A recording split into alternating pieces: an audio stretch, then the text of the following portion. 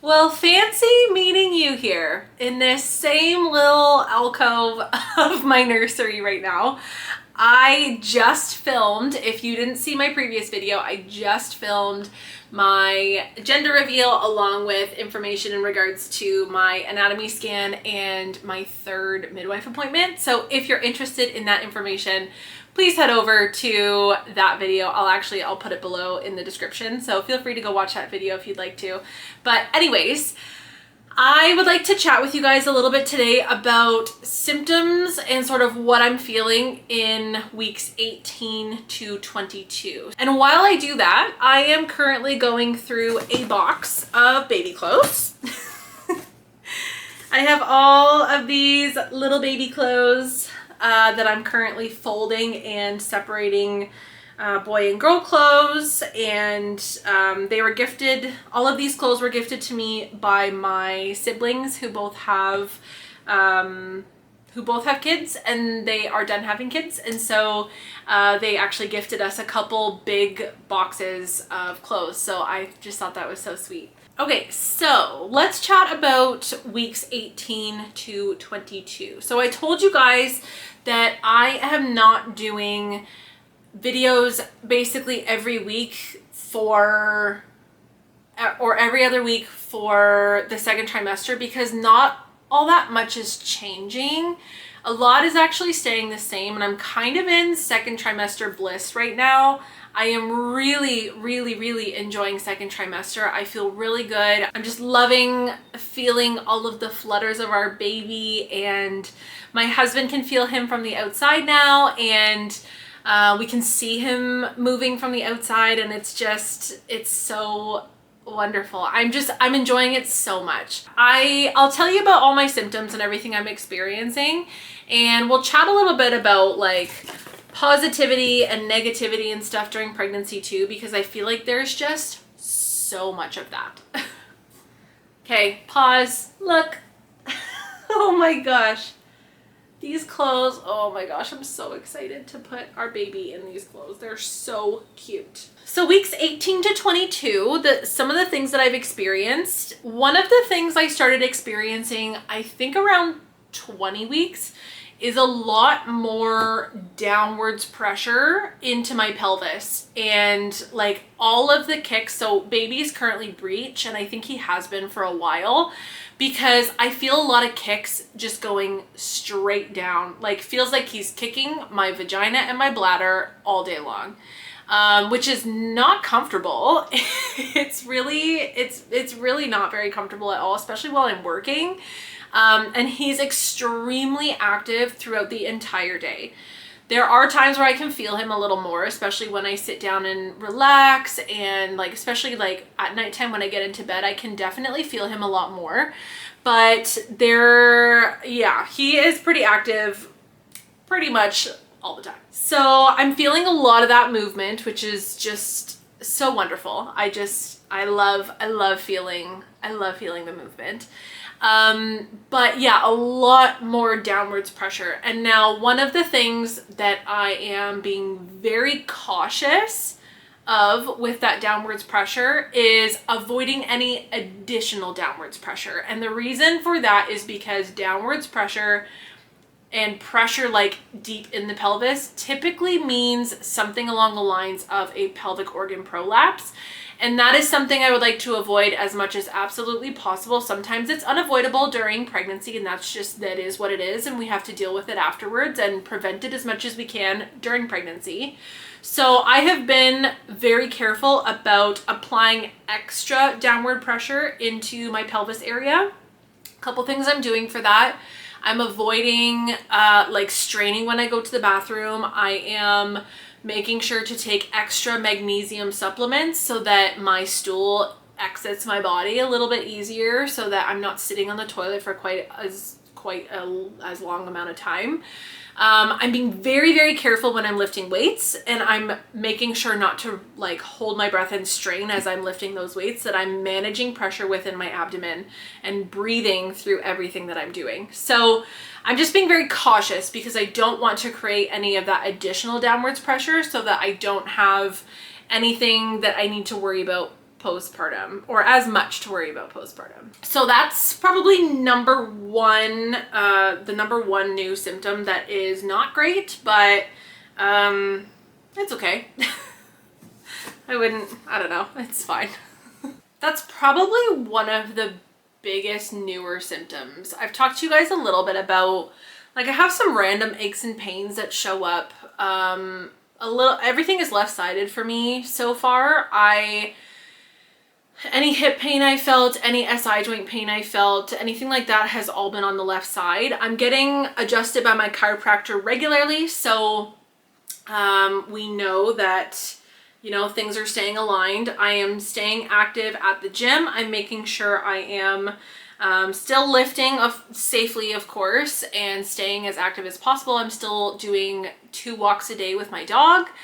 And I'd say one of the only other things that's really changed is I crave different foods all the time now. So for the longest time, probably until about 18 weeks, I didn't want to eat anything. Like, people would ask me all the time what I wanted to eat, and I'm like, I honestly cannot even think of a single thing that I want to eat right now. And that is starting to change. So I'm definitely starting to crave different things a little bit more, which did not happen before. One of the other things that's really weighing on me right now is this measles outbreak that's happening.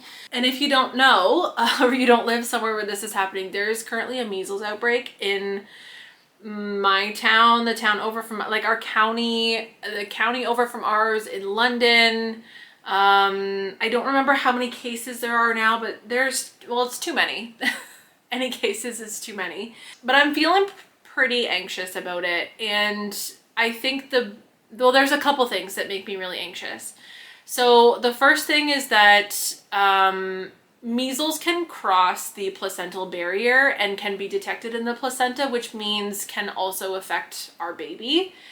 And there is a very small percentage of people who can get measles after they've been fully vaccinated. And so regardless of whether or not my husband and I are vaccinated, we can still get it. And so that freaks me out a lot. The other thing that really, really makes me nervous is that I don't want to have to isolate when our baby's born. You know, I'm due the end of July, and chances are it will probably have died down a lot by then. But if it's still a thing, like, chances are we won't be able to have anybody over, and we will have to isolate, because the absolute last thing I want to deal with after having a newborn is our newborn getting some kind of illness that they are either not immune to or can't protect themselves against. And we also can't vaccinate until about a year for measles. So yeah, I'm feeling pretty anxious in regards to all of that that's happening right now. And I don't want to be overly cautious because I want to still be able to live my life and go to work and see my family. And, you know, I want to be able to do all those things still, but if cases keep rising, we may have to dial that back a little bit more. So yeah, I'm feeling a lot of anxiety surrounding that right now. If you are also in the same boat, please comment. Like, you know, I think about the moms that went through COVID with babies, and like, I don't know how y'all did it. Like, isolating from everyone, and unless that's what you wanted, like, is to fully isolate, and like, I want people to be able to meet our baby and see our baby, and it's kind of like, if we have to isolate, we absolutely will. Like, our baby's health is our top priority, and especially if people can get it without being vaccinated, then we want to stay far away from the potential of us getting it too, right? So it's just freaking me out a little bit. Oh yeah, this is a Batman one from my sister. How cute is that? So yeah, if you are feeling anxious too, please comment below. Like, it would just be nice to know kind of who else is feeling that way. Yeah, the other thing I just wanted to chat about really quick too is like there is just so much negativity when it comes to pregnancy and motherhood. Like, if I'm being honest, like there's a lot of people who have made me not even want to have kids because of how negatively they talk about everything. Like, yes, there is hard parts. There is like motherhood is not easy. Pregnancy is not easy. Like the way that I talk about it, there are so many things I could complain about, but it's not worth complaining about it all the time. Like when I am experiencing low back discomfort or SI joint discomfort or, you know, any of those kinds of things, I could post about it and complain and be super upset the whole time if I wanted to, but like, what's the point? Like, I feel like we have so much control over how positive we want to be in our situation. And this is totally aside from anyone who is truly experiencing an awful situation, either in motherhood or during pregnancy. Like, I understand there are people who have awful pregnancies. Like, I completely understand that. You have a right to be upset about things. But what I'm talking about is if I post, like this has happened to me a few times, and I actually spoke about it on my Instagram the other day. Like, if I post about like being so excited to feel my baby kicking, or just like loving the stage of pregnancy I'm in, and the amount of people who write to me who are like, just you wait, it's gonna suck soon. Like, what's your problem? Why? Why is it? Why is it that some people have such a hard time letting other people just be happy and enjoy where they're at? Like, I'm not talking about end of pregnancy. I'm not talking about like, oh my gosh, week 38 is the best thing I've ever experienced. I'm 22 weeks right now. Like, I've never been past 22 weeks. And when I post about things, I'm talking about the moment that I'm in. So for someone to come on here and say, like, you have no right to be happy because it's gonna suck later on. Okay, let me get to that point and figure that out for myself. Like, there's just so much negativity around pregnancy. Like, it's just so much. We get all the just waits for postpartum too. Like, oh, just wait, you're never gonna sleep again, or just wait, blah, blah, blah, blah. You know, like, maybe just don't. Maybe just choose to be a little bit positive. Maybe just choose to say, I'm so happy that you're doing well. Or, that's great. I'm glad that you're feeling good. Like, what is so hard about doing that? And I know that misery loves company, and people just feed off of negativity. And, you know, I'm choosing to be positive. I have chosen that, you know, I will post realistically about the things that I'm experiencing, but you'll be hard pressed to find a time that I'm just going to complain online about my situation when I can easily choose to be happy and enjoy different parts of it. And like I said, I'm not saying that every person who's experiencing pregnancy should only be happy all the time. There are definitely terrible parts of it. Like, first trimester sucked. And some people experience that same thing throughout the whole pregnancy. And yeah, you have the right to be upset.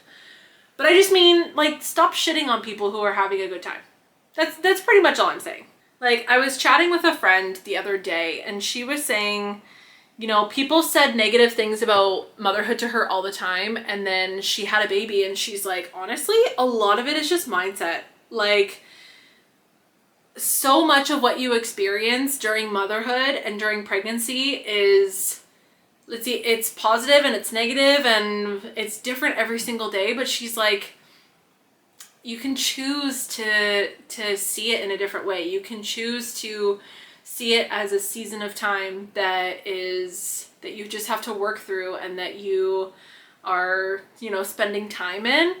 And I love that. I think that is the way that things should be looked at. So yeah, I just wanted to speak to that, because like, I just really don't understand. Like, never in my life have I seen someone post something being excited about it and then being like, She shouldn't be happy about that. I'm gonna go comment on it.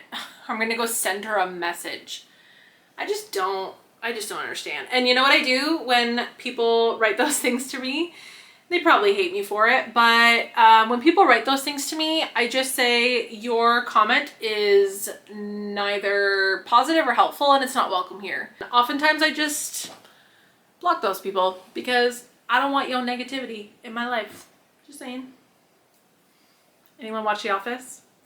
Yeah, this has been one of the things that I have chosen to do throughout pregnancy, and I said this since literally day one, and I did this even through first trimester when it sucked and when I was just having a rough time, is I am choosing to reap positivity as much as absolutely possible. Because if I didn't, I would just be spending 9 months being super miserable. And this is really, very truly the most exciting,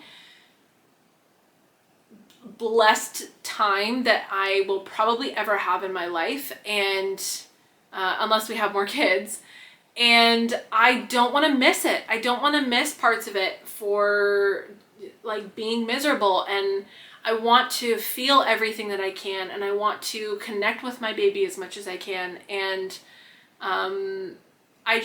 negativity has no space in this journey for me, unless like it's for a moment. We can have negative moments, but this is not a negative pregnancy.